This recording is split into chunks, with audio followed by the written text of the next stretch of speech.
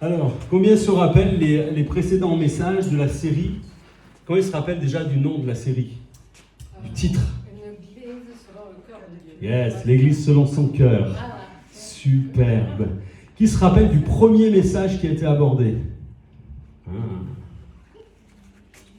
Une église qui grandit.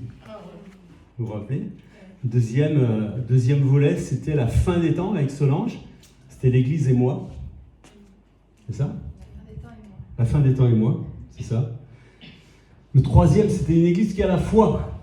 Vous vous rappelez de ce message? Ouais, un petit peu. Je vais spoiler le prochain message sera, c'est Solange qui prêche, c'est dimanche prochain. Une église courageuse. Ok? Ça va? Et ce soir, donc c'est le quatrième volet, on va dire. Je veux parler d'une église accueillante. T'en as raté quelques-uns. Et notre verset de référence, qui s'en rappelle?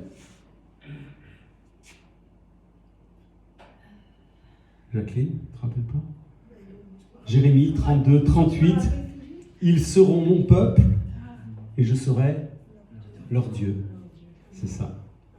Et on voit, c'est pour ça moi je suis d'accord avec la vision d'une église remplie, d'une église bondée, d'une salle qui désemplit pas et où les disciples se multiplient. Amen. Moi je crois dans la multiplication. Dieu c'est pas un Dieu d'addition, c'est un Dieu de multiplication. Amen. Et je crois qu'il faut, parfois dans nos églises, si Dieu n'envoie pas des âmes, c'est parce que l'église n'est pas prête à les recevoir. Et je crois qu'il faut aussi qu'on se prépare aussi à recevoir les personnes qui vont venir, les personnes nouvelles, croyants ou non croyants, peu importe, mais on veut savoir les accueillir. C'est tellement important. Et on va commencer avec quelque chose. Est-ce que vous êtes tous salués ce soir? Oui. Tous? Vous avez vu tout le monde? C'est vrai? Magnifique. Est-ce que vous vous êtes salués vraiment chaleureusement? Ah, c'est tellement important de se saluer chaleureusement. Et on voit que la plupart des témoignages de gens qui viennent dans les églises, ils disent « Ah, je me suis senti accueilli. J'ai senti de l'amour, j'étais comme à la maison. » C'était quelque chose de spécial. Et l'église, c'est la maison. C'est la maison du Père, c'est la maison où les enfants viennent, se retrouvent pour prier, pour chanter, pour louer, pour intercéder, pour élever le nom de Jésus. Et je crois que c'est important que vraiment les gens qui rentrent dans la maison du Père, dans la maison de prière, se sentent accueillis. C'est primordial, c'est tellement important. On va lire un verset qui est dans Romains, si vous avez vos Bibles, si vous avez vos téléphones Bible, vos applications. Wow. On va lire dans Romains, chapitre 15, et verset 7.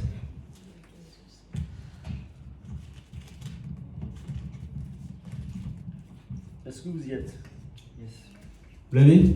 Allez, qui veut le lire? Romains chapitre 15, verset 7. Oui. Allez, qui là? Quelqu'un? Vas-y. Ouais, peu importe. Allez, le premier.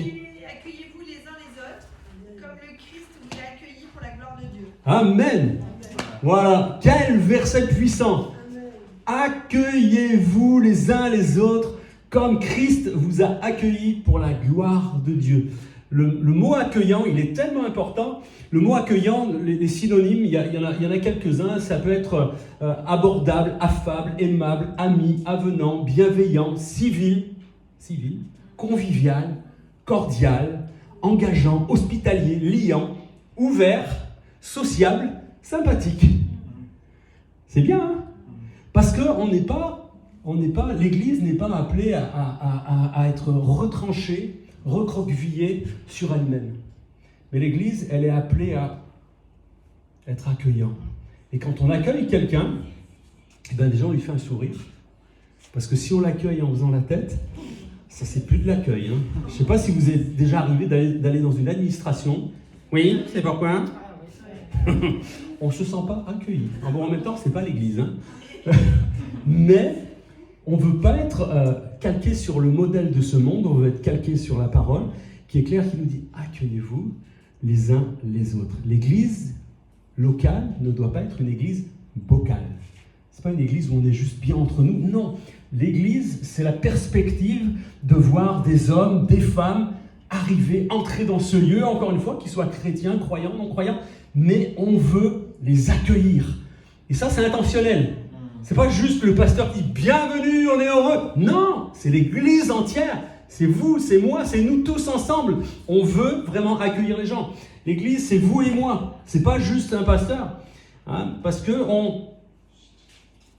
on est des êtres humains qui avons été rachetés par grâce et qui ont le désir d'aller vers l'autre. Alors le premier point de mon message ce soir, une église accueillante ouvre ses bras. Elle ouvre ses bras. Accueillez-vous donc les uns les autres comme Christ vous a accueillis pour la gloire de Dieu. C'est bien mis, pour la gloire de Dieu. Donc l'accueil, en fait, c'est extrêmement important. Pour la gloire de Dieu. C'est pas pour un petit sujet, c'est pour la gloire, pour sa gloire. J'accueille pour sa gloire. Amen. Amen. Donc, l'église du Seigneur, elle ne peut pas être repliée sur elle-même, elle ne peut pas être égocentrée, non, elle ne peut pas être les mains dans les poches ou dans le dos, non. Et Dieu nous a donné 2 bras pour qu'on puisse les tendre, pour accueillir, pour recevoir. On ne peut pas ouvrir nos bras non plus sans ouvrir nos mains, sinon ça s'appelle de la boxe. Et Jean-Jacques Goldman a écrit un chant, je voulais le passer, mais du coup c'est un petit peu compliqué aussi avec le... On aurait pu le faire. Mais je vais lire simplement les quelques paroles qu'il a écrites, où il dit, je suis sûr que vous le connaissez, sur une arme, les doigts noués pour agresser, serrer les poings. Je pourrais vous le chanter, mais nos paumes sont pour aimer. Il n'y a pas de caresse en fermant les mains. Longues, jointes en une prière, bien ouvertes pour acclamer. Dans un point, les choses à soustraire, on ne peut rien tendre, les poings liés. Quand on ouvre nos mains, suffit de rien, 10 fois rien, suffit d'1 ou 2 secondes, à peine un geste, un autre monde, quand on ouvre nos mains. Vous connaissez ce chant? Non? L'air, c'est quoi là? Oh là là. Quand on ouvre nos mains, oh, il suffit de rien, 10 fois rien, oh. Vous connaissez ce chant? Ouais, écoutez-le, il est juste extraordinaire ce chant. Et ensuite il continue, il dit mécanique, simple et facile, des veines et 10 métacarpiens, des phalanges, aux tendons dociles, et tu relâches ou bien tu retiens. C'est beau, hein? Bah, c'est un poète, hein, le Gigi. Hein. Mais je trouve que ça s'applique tellement à l'église, à nous, que on peut aussi, vous savez, les gens, même les artistes, hein, même s'ils ne sont pas engagés avec Dieu, ils ont un créateur et des fois il y a une inspiration qui vient et on sent si elle est bonne ou elle est mauvaise. Et là, il y a une inspiration qui est bonne. Et on voit, pour aller plus loin, le verbe accueillir en grec, c'est proslambano. C'est pas une danse, hein, proslambano, ça fait un peu danse. Hein. Et qui veut dire de manière générale, écoutez, parce que c'est extrêmement intéressant, ça veut dire prendre en addition, prendre pour soi. Et on pourrait se dire, mais alors j'accueille, mais je prends. On pourrait se dire, mais c'est une action qui est extrêmement égoïste, mais quand je prends, je m'enrichis. C'est ça, en fait on se nourrit. Exactement. On s'enrichit de l'autre. Et c'est ça qui fait la beauté de l'Église. Et c'est exactement ce qu'a fait le Christ. Il nous a pris pour épouse. Amen. Quel plan extraordinaire, l'accueil. Dieu nous a accueillis. Pourtant, est-ce qu'on était aimable? Hein? Est-ce qu'on était propre? Est-ce qu'on était digne d'être reçu, accueilli? Non, on n'était pas, on était sale, on était dans notre péché, on était loin de Dieu, on était errant, on était sans berger, on était sans lumière, sans espérance. Et pourtant, il a tendu ses bras. Et il est venu jusqu'à nous. Amen. Il nous a rachetés et il nous a reçus dans sa maison, bien mieux dans son royaume, bien dans son ciel de gloire. Et il nous a positionnés, où ça? Dans les lieux célestes, en Jésus-Christ. Amen. Antoine de Saint-Exupéry a dit « Celui qui diffère de moi, loin de me léser, m'enrichit. » Je le redis. « Celui qui diffère de moi, loin de me léser, m'enrichit. » Et souvent, c'est pour ça on voudrait que ceux qui viennent dans l'église nous ressemblent ou qu'on soit tous pareils. Mais ce n'est pas possible. Dieu n'a pas fait de nous des briques. Il a fait de nous des pierres vivantes. Amen. Et l'édifice de Dieu se bâtit avec des pierres qui sont vivantes. Ce pas des briques qui sont toutes taillées sur le même calibre, qui se ressemblent toutes. Ça, c'est juste pas possible. Quand nous accueillons de nouvelles personnes, qu'elles soient croyantes ou non, comme je le disais, on tend nos bras et qu'est-ce qu'on leur dit ? Bienvenue. Bienvenue. Quel mot fantastique. Bienvenue. En anglais, c'est welcome, qui vient de good, qui veut dire bien, et de to come, qui veut dire venir. Ainsi, bienvenue, c'est une accueillante invitation. On souhaite littéralement la venue de quelque chose de bon. On souhaite la venue de quelque chose de bon. On n'est pas là sur nos gardes, non, oh là là, qu'est-ce que c'est ces personnes nouvelles qui arrivent? Non, on se dit, il y a quelque chose de bon. Et ça, c'est l'esprit de Dieu. Ça, c'est l'esprit même prophétique. Parce que l'esprit prophétique ne voit pas le mal. Il voit ce que Dieu a déjà mis dans la personne en face, disant, oh là là, il y a quelque chose de bon, il y a quelque chose, et c'est ça qu'on doit apprendre à voir. Et même quand on prophétise, c'est ça qu'on doit prophétiser. C'est dire, waouh, parce qu'on ne va pas prophétiser aux gens, ah, tu fais du mal, c'est pas bien ce que tu es. Non, Dieu veut que nous prophétisions le bien qu'il y a dans le cœur et ce que Dieu a placé dans l'être humain. Ça, c'est l'esprit prophétique. Il révèle ce qui est bon pour projeter l'âme vers Dieu. Amen. Bienvenue. Et chez les Juifs, quand on arrive dans la maison d'un Juif, qu'est-ce qu'il dit ? Shalom quoi ? Shalom Aleichem. Shalom Aleichem qui signifie la paix soit avec vous. Et qu'est-ce qu'ils répondent quand on arrive? Il y a une réponse qui est traditionnelle. C'est un peu comme chez les musulmans. Vous savez, les musulmans, ils disent Malaikum salam. Il y a ça, d'accord, hein? Et bien, chez les Juifs, ils répondent Aleichem shalom. Ça veut dire et sur vous la paix. Et la première fois que nous sommes arrivés près du Père, quand nous avons décidé de le suivre et que nous avons changé de direction, il y a eu un mot de bienvenue dans le ciel. Wow. On a été... Dieu nous a souhaité la bienvenue, mais d'une manière tellement magnifique. On peut le lire dans Luc 15, 2.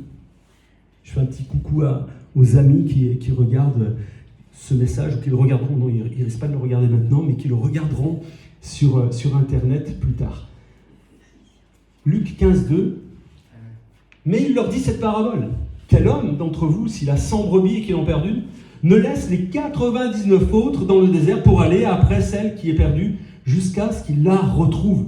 Lorsqu'il l'a retrouvée, il la met avec joie sur ses épaules et de retour à la maison, il appelle ses amis et ses voisins et c'est la fête.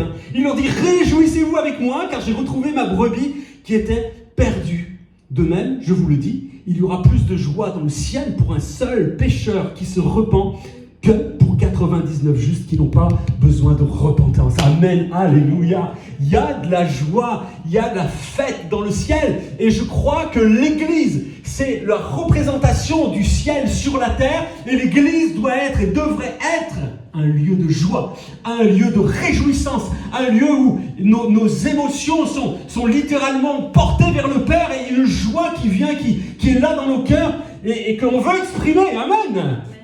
Et c'est pour ça que, moi, oui, je suis pour l'expression de nos cœurs dans l'Église. Je suis pour l'expression même de nos corps, parce que mon corps, c'est le temple du Saint-Esprit. Donc, si j'ai envie de danser, je danse. Si j'ai envie de tournoyer sur moi comme ça, je le fais. Amen. C'est ça, c'est un esprit de fête. Combien faisaient la fête avant de rencontrer Jésus? Quelques-uns? Ouais, tout le monde. Vous faisiez quoi pour faire la fête? Vous alliez, vous dansiez, soit dans des discothèques, soit dans des bals à l'époque, mais il y avait la fête, n'est-ce pas? Oui. Et pourquoi dans l'église, il n'y a pas la fête? Mais c'est l'église, c'est l'endroit le plus pur, le plus beau, où l'expression de la fête devrait battre son plein. C'est ici, c'est pas dehors, c'est ici. Amen? Je continue, proslambano, je regarde aussi en même temps pour pas que je sois trop long. Proslambano a plusieurs significations un petit peu plus spécifiques que prendre en addition, prendre pour soi. Donc on rentre un peu plus profond. C'est prendre par la main pour amener ailleurs. Ça c'est la signification, c'est une des significations de ce mot qui en grec est proslambano. Prendre par la main pour amener ailleurs. Et quand Dieu dit dans sa parole « accueillez-vous les uns les autres », il est en train de dire quoi? Prenez-vous par la main et amenez-vous ailleurs les uns les autres. Ça, c'est la complémentarité du corps. Amen. Et encore une fois, on ne peut pas tout attendre du pasteur. Mais les uns les autres, on s'accueille, on se prend par la main et on s'amène ailleurs. Amen. Et c'est où ailleurs? Si tu es brisé, mon frère, ma soeur, Mirella, si tu sais que ton frère, ta soeur, elle est brisée, tu vas faire quoi? Tu vas la prendre par la main et puis tu vas l'emmener ailleurs. Où ça? Vers celui qui restaure les vies brisées. On l'a chanté. J'étais brisé, mais Dieu nous a restaurés. Amen. Si tu es lié, tourmenté, addict, je vais te prendre par la main et je vais t'emmener ailleurs que dans le lieu de tourment dans lequel tu te trouves. Vers celui qui est capable de briser les chaînes. On l'a chanté tout à l'heure. Amen.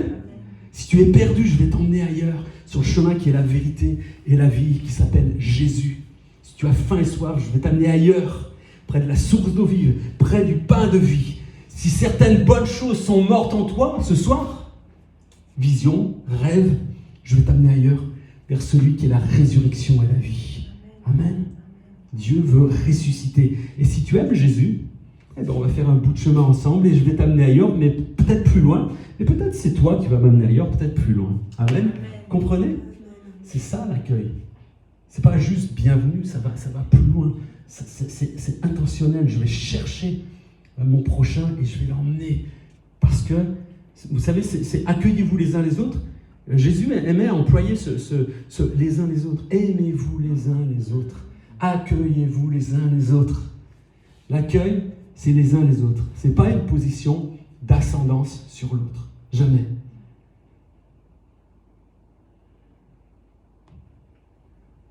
Et on n'accueille pas les gens pour qu'ils deviennent comme nous, mais pour qu'ils découvrent celui que nous avons rencontré. Amen. Comme je le disais, on n'est pas appelé à modeler les croyants à notre image, mais à les amener au Créateur qui, lui, va prendre soin. C'est le potier, le divin potier. Il va les modeler à sa façon. Amen. Parce que l'Église qui veut faire des disciples de l'Église, elle manque de maturité et elle est en dehors du schéma biblique. L'Église qui bâtit sur ses principes, c'est extrêmement dangereux. On veut vraiment bâtir, on veut contribuer à l'expansion du royaume, mais non pas en bâtissant selon des principes d'Église, mais selon les principes du royaume. Amen. Et ça me rappelle une anecdote que je vais vous conter. C'est un jour, c'est un jeune qui rentre dans une église, et puis il s'assied comme ça, puis des croyants qui viennent le voir, notamment un ancien qui vient le voir et dit « Bonjour, dites-moi, vos vêtements, vous n'avez pas autre chose parce que vous êtes habillé un peu de manière particulière. » Le gars, c'était la première fois qu'il arrivait dans l'église. « Ah, bah non, moi je sais pas, je connais pas. » Et puis dit « essayez de faire quelque chose, changer de vêtements. Ok, peut-être il était venu en short, je sais pas. » Et du coup, le dimanche d'après, il revient. Et il revient, mais pareil, habillé de la même manière. Et la même personne vient le voir, mais quand même, tu reviens avec la même façon d'être habillé, mais pourquoi tu reviens comme ça? Je sais pas, pour moi, il n'y a pas de mal. Ok. Et donc le chrétien lui dit, écoute, la prochaine fois, là, écoute ce que tu vas faire, tu vas rentrer chez toi, tu vas prier, et tu vas attendre, tu vas écouter la voix de Dieu, voir ce qu'il te dit par rapport à comment tu es habillé. Et puis le jeune s'exécute, et puis il va, il prie, puis ok.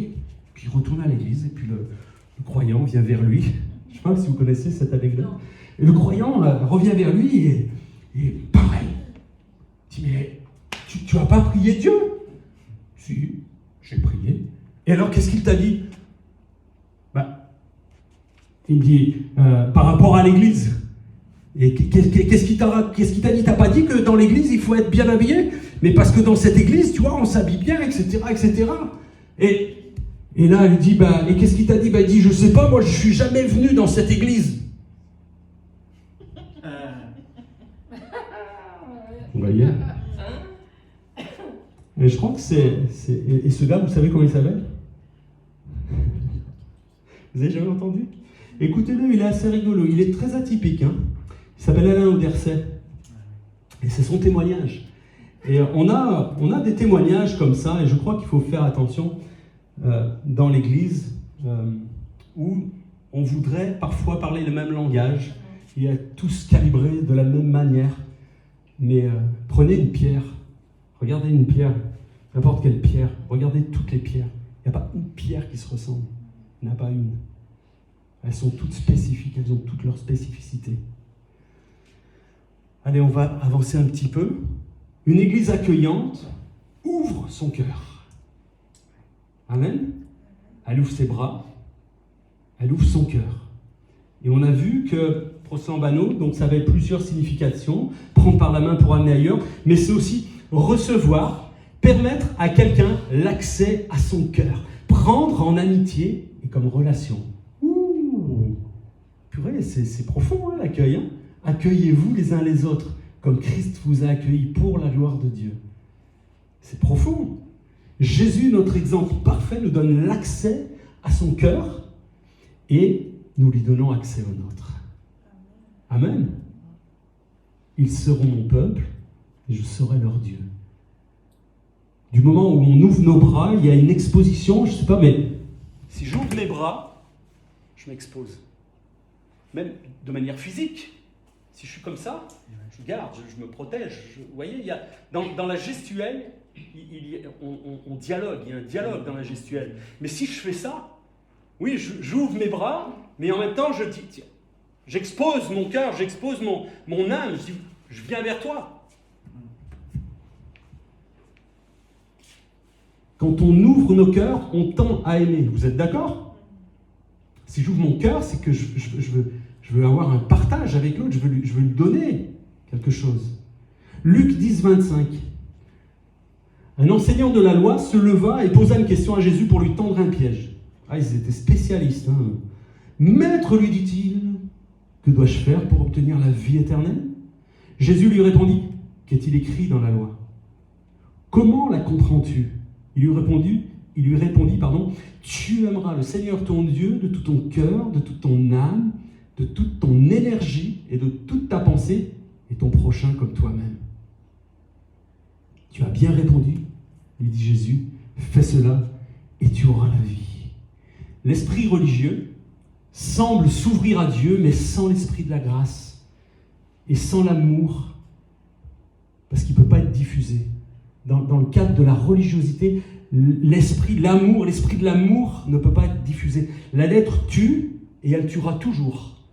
L'esprit vivifie et il vivifiera toujours.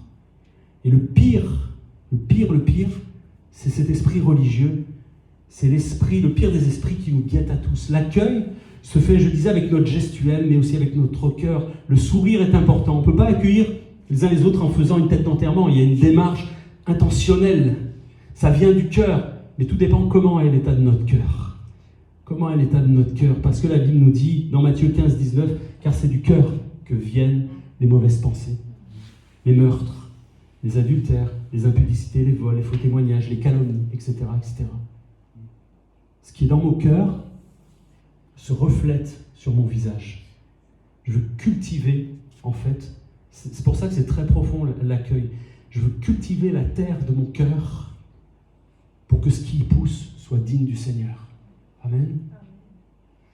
Et pour pouvoir connecter avec l'autre et lui apporter, on apporte quelque chose. Il faut que ça soit digne du Seigneur. Nous, son cœur, pour faire une transfusion d'amour. Amen. Pour ce monde qui est mort, loin de Dieu. Alors on veut se préparer. On veut se préparer à accueillir en aimant notre prochain, qu'il soit blanc, qu'il soit noir, qu'il soit jaune, qu'il soit pauvre, qu'il soit riche, qu'il soit adultère, qu'il soit homosexuel, transsexuel, tous les exuels que vous voulez. Pourquoi on veut les aimer? Parce que Dieu nous a aimés alors que nous n'étions pas aimables. On était pécheurs, on était sales, on était crasseux, et pourtant il ne nous a même pas aimés, il nous a tant aimés, car Dieu a tant aimé le monde. Dieu nous a tellement aimés. Et qui on est, nous, pour fermer nos bras? Mais non, on veut être une église bienvenue, une église welcome, une église sois le bienvenu. Qui que tu sois, quel que soit ton problème, au contraire, viens, on va marcher ensemble. Viens, je vais te partager mon cœur. Viens, on va échanger. Et on va instaurer un climat de confiance, un climat d'amitié. Amen? Parce que c'est ce que Jésus a fait avec nous. 1 Pierre 4,8 dit avant tout, ayez les uns pour les autres un ardent amour. Car l'amour couvre une multitude de fautes ou de péchés. Mais c'est puissant, c'est aimez-vous ardemment les uns les autres. Accueillez-vous, aimez-vous. C'est ce qui s'est passé dans ce texte où juste, on a lu tout à l'heure cet enseignant de la loi qui cherche à tendre un piège à Jésus. Et Jésus va lui répondre, et j'aime la manière de Jésus, sa manière de faire est tellement bonne qu'il va lui parler avec une parabole. Il va dire, bon, allez, hop, je vais t'amener sur un terrain et tu vas vite comprendre ce que je veux dire. Et on va le lire ensemble dans Luc 10, dans l'évangile de Luc, chapitre 10, versets 30 à 35.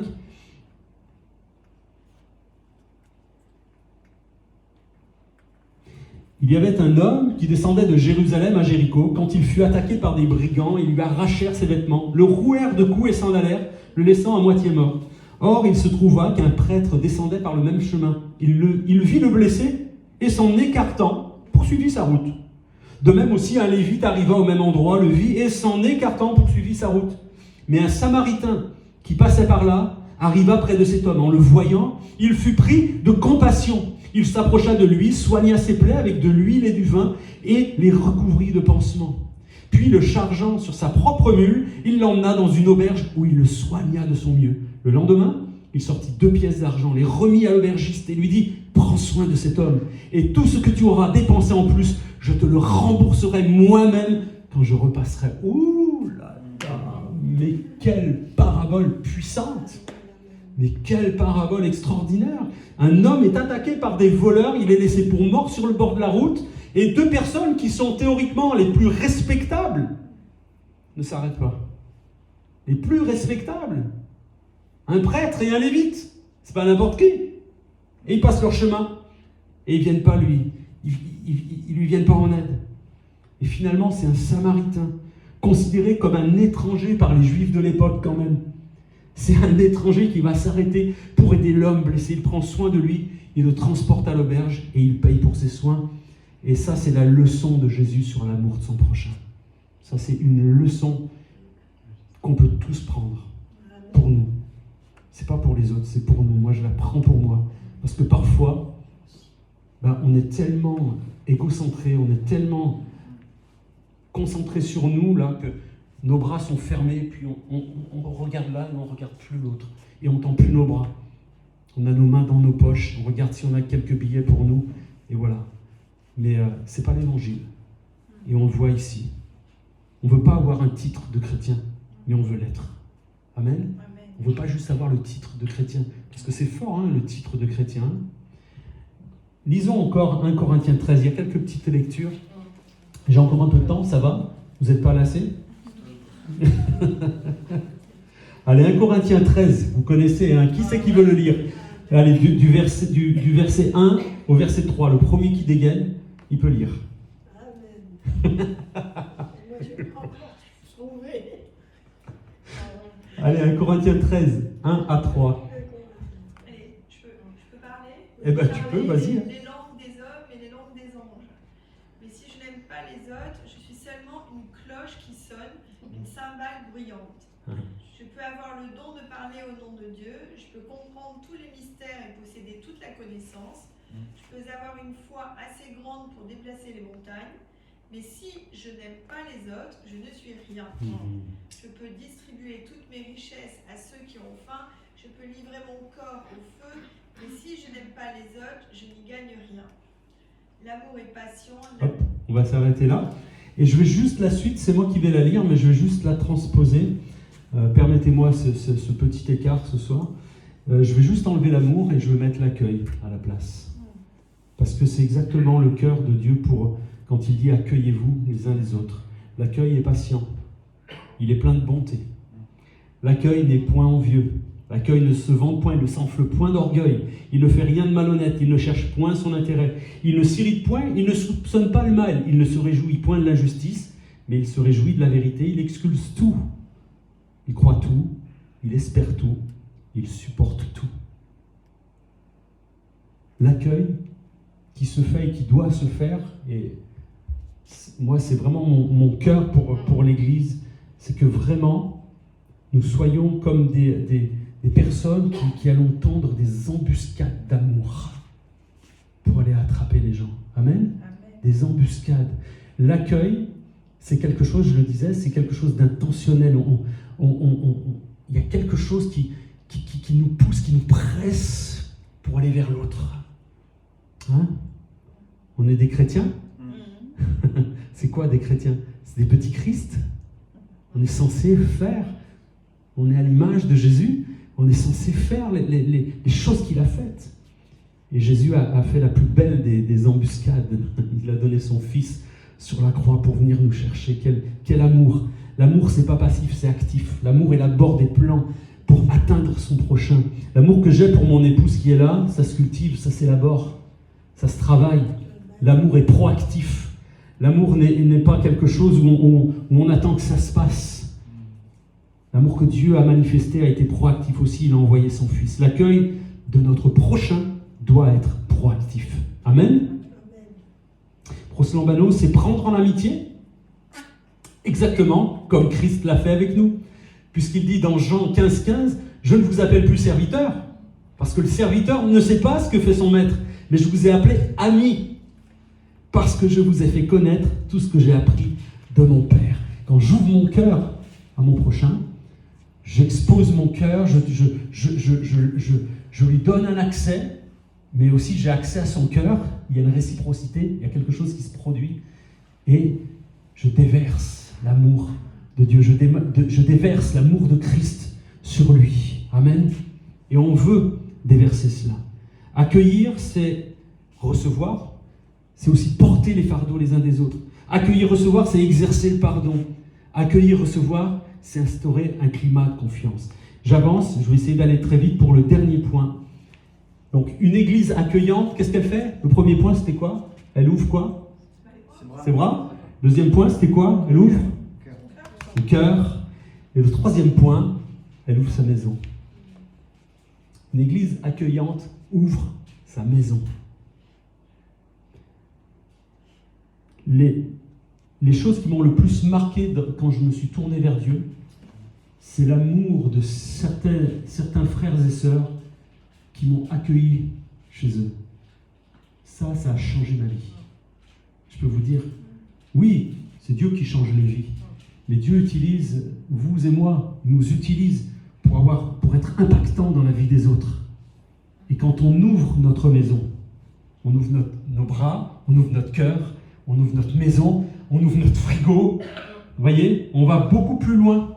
Et je crois que c'est tellement important qu'on ne soit pas une église qui pense qu'à elle, mais qu'on soit une église tournée vers l'autre.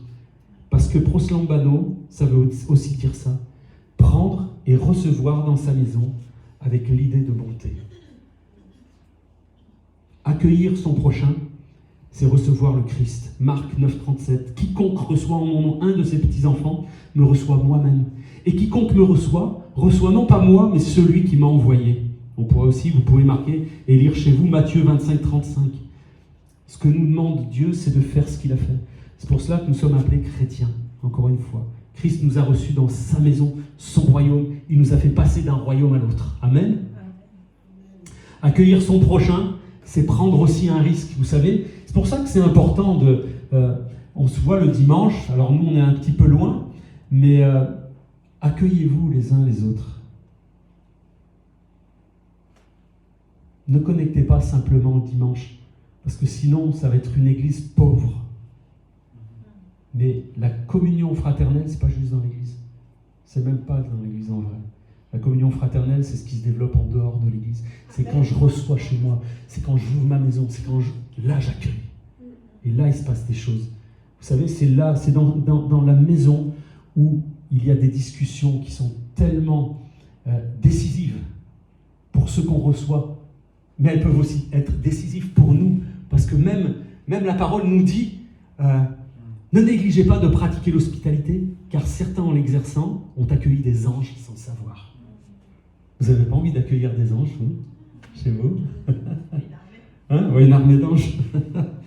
Accueillir son prochain, c'est participer à l'expansion du royaume de Dieu sur la terre. Acte 2, 42. Moi, j'aime les actes. Hein. Je suis un passionné, un amoureux des actes. Acte 2, 42. Il persévérait dans l'enseignement des apôtres, dans la communion fraternelle, dans la fraction du pain et dans les prières. La crainte s'emparait de chacun et il se faisait beaucoup de prodiges et de miracles par les apôtres. Tous ceux qui croyaient étaient dans le même lieu et ils avaient tout en commun. Ils vendaient leurs propriétés et leurs biens, oulala. Ils en partageaient le produit entre nous, oulala, selon les besoins de chacun. Ils étaient chaque jour tous ensemble, assidus au temple. Ils rompaient le pain dans les maisons et prenaient leur nourriture avec joie et simplicité. C'est la fête. Simplicité de cœur, louant Dieu et trouvant grâce auprès de tout le peuple.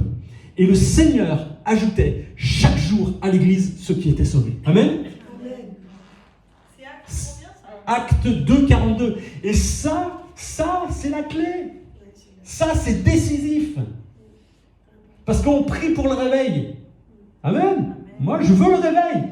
Mais acte. On ne peut pas être une église qui va vivre le réveil si on n'a pas cette forme d'accueil. Je ne dis pas qu'il faut, parce que là, on est dans un contexte, je ne dis pas qu'il faut vendre nos biens puis on va tout partager. On est dans une autre époque. Mais je crois que ça nous appelle à être généreux, à avoir le cœur. Quand on ouvre notre cœur vers l'autre, on fait un acte généreux. Et si je vois le besoin de mon frère, je fais un acte généreux. Je vais aller. Je vais faire une embuscade. Si je vois quelqu'un qui est dans le besoin, je vais faire une embuscade d'amour.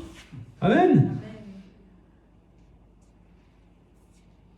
On est l'église, et on est appelé à nous intéresser aux autres. Et pour connaître quelqu'un, il faut passer du temps avec lui.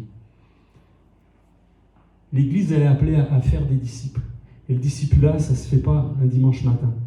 Ça se fait en se voyant régulièrement. Amen. Jésus a passé 3 ans avec ses disciples, jour et nuit. Et nous, on est tellement pris dans toute notre folie humaine c'est comme ça, c'est la vie d'aujourd'hui, mais on travaille tous, on a tous des emplois du temps où 24 heures, ça ne suffit plus. Mais je trouve que malheureusement, dans ce monde dans lequel nous vivons, on vit un peu trop reclus dans nos tranchées familiales, dans notre confort.